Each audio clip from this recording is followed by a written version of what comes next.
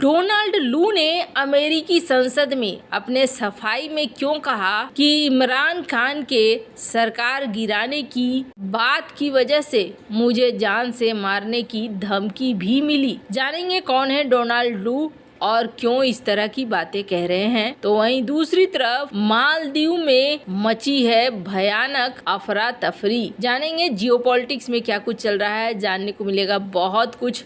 आइए जानते हैं इन खबरों को विस्तार से। अमेरिका के विदेश मंत्रालय के अधिकारी डोनाल्ड लू ने गवाही दी है कि इमरान सरकार के गिराने में उनका कोई रोल नहीं था।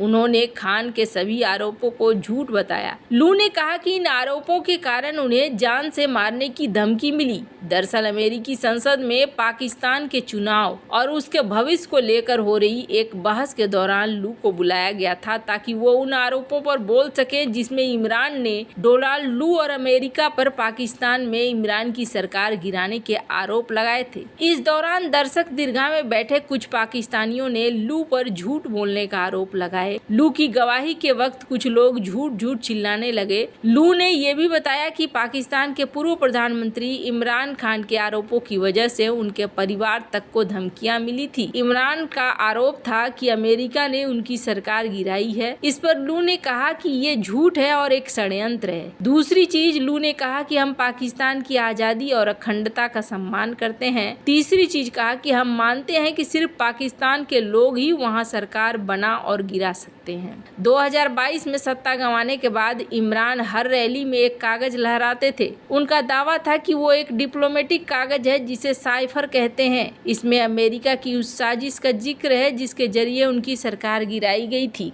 खान के मुताबिक यह कागज उन्हें अमेरिका में पोस्टेड पाकिस्तानी एम्बेसडर असद मजीद खान ने भेजा था। इसमें कहा गया था कि अमेरिकी सरकार इमरान खान से सख्त नाराज है क्योंकि उन्होंने सस्ता क्रूड ऑयल खरीदने के लिए रूस जाकर प्रेसिडेंट व्लादिमीर पुतिन से मुलाकात की थी। इमरान ने दावा किया था कि अमेरिकी विदेश विभाग में दक्षिण एशियाई मामलों को देखने वाले राजनयिक डोनाल्ड लू अविश्वास प्रस्ताव के जरिए उनकी सरकार को उखाड़ फेंकना चाहते थे। डोनाल्ड लू ने अमेरिका में पाकिस्तान के राजदूत असद मजीद के जरिए एक धमकी भरी चिट्ठी भी भेजी थी। इमरान ने आरोप लगाया था कि लू ने पाकिस्तान के राजदूत को चेतावनी दी थी कि अगर पाकिस्तान के प्रधानमंत्री अविश्वास प्रस्ताव से बच गए तो इसके गंभीर नतीजे होंगे। जिस साइफर को अमेरिकी अधिकारी डोनाल्ड लू ने झूठा बताया है, पाकिस्तान के पूर्व प्रधानमंत्री इमरान खान और पाकिस्तान तहरीक-ए-इंसाफ पार्टी के लीडर शाह महमूद कुरैशी उसी साइफर केस में 10 साल की जेल की सजा काट रहे हैं। चुनाव से पहले रावलपिंडी में स्पेशल कोर्ट के जज ने अदियाला जेल में इसका ऐलान किया है। इमरान खान अमेरिका पर आरोप लगाने के बाद माफी भी मांग चुके हैं। पाकिस्तान के पूर्व रक्षा मंत्री ख्वाजा आसिफ ने एक टीवी चैनल में कहा था कि इमरान की पार्टी पीटीआई ने साजिश के मनगढ़ंत आरोपों के लिए अमेरिका से माफी मांगी है। हमारे पास इस बात के सबूत हैं कि पीटीआई ने अमेरिकी डिप्लोमेट डोनाल्ड लू से माफी मांगी है। खान पहले अपनी सभाओं में अमेरिका के खिलाफ नारे लगा रहे थे,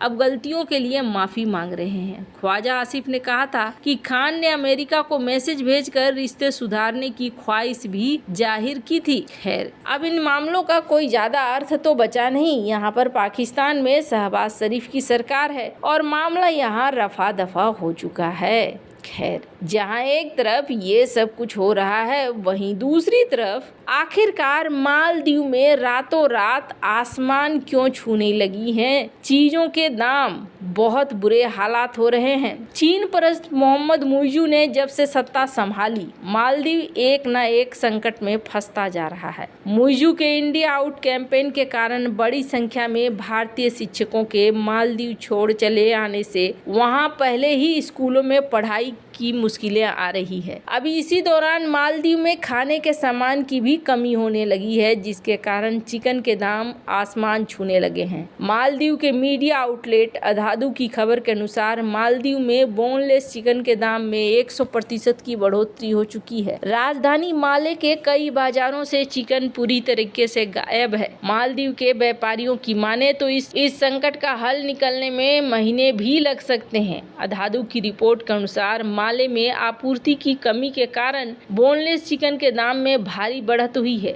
माले के कई थोक और खुदरा विक्रेताओं के पास चिकन की कमी ने खतरे की घंटी बजा दी है। एक खुदरा विक्रेता के हवाले से रिपोर्ट में कहा गया कि जहाज से माल पहुंचने में हो रही देरी के कारण बाजार में चीजों की कमी हो रही है। साथ ही ये भी कहा गया कि नई खेप कब आएगी इस बारे में कुछ भी पता नहीं है। रिपोर्ट के अनुसार माले में पहले जो बोनलेस चिकन 80 से 100 मालदीवियन रुपए में मिल रहा था, उसकी कीमत 150 से 200 मालदीवियन रुपए प्रति केजी हो चुकी है। वहीं 2 केजी बोनलेस चिकन 250 से 350 रुपए में मिल रहा था। एक व्यापारी ने बताया कि शिपिंग में काफी बदलाव हो गया है, जिससे काफी समय लगता है। पहले शिपमेंट दुबई से सीधा कोलंबो पहुंचता था, लेकिन अब शिपमेंट का रास्ता बदल गया है और ये पहले दुबई से बॉम्बे जाता है और फिर कोलंबो पहुंचता है। इसके साथ ही कोलंबो से माले तक पहुंचना भी काफी कठिन है। ऐसा माना जा रहा है कि मालदीव के अंदर इस चीजों को हल करने में अभी काफी वक्त लगेगा। मालदीव में ज्यादातर चीजें ब्राजील से खरीदी जाती है, जो दुनिया में सबसे बड़ा सप्लायर है, पर यहाँ अब दिक्कतें सप्लाई को लेकर ज़्यादा बन रही है, क्योंकि लाल सागर पर भी असर देखने को मिल रहा है। खैर, इन सब के बीच में हमने ये भी देखा कि मालदीव का थोड़ा रूप बदलता हुआ दिख रहा है भारत के प्रति, और मालदीव भारत से कर्जे को संशोधन करने के लिए कह रहा है। ऐसे में 2 और चीजें कही जा रही है। पहली चीज तो ये कही जा रही है कि क्या मालदीव और चाइना के बीच पैसे को लेकर कुछ बात नहीं बन रही है, या फिर ये सब कुछ जो मांगने का तरीका है ये सब कुछ तात्कालिक है, मतलब अभी समस्या है तो इस समस्या को अभी निपटा लो, और अभी निपटाने के लिए यहाँ भारत से कर्जे को रीस्ट्रक्चर करवा लो। खैर, अब आने वाले समय में कई सारी चीजें देखने को मिलेंगी, पर आपको बता दें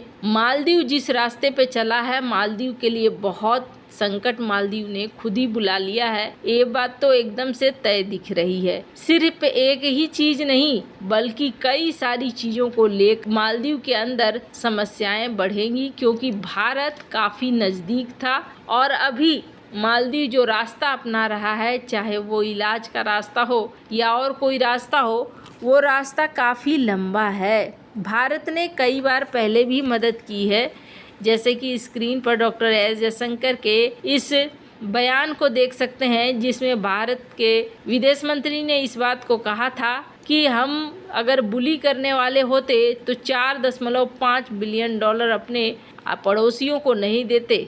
हम बुली करने वाले नहीं हैं, पर यहाँ पर आगे क्या करेंगे, मुईजू कुछ भी कहना बहुत बड़ी बात होगी।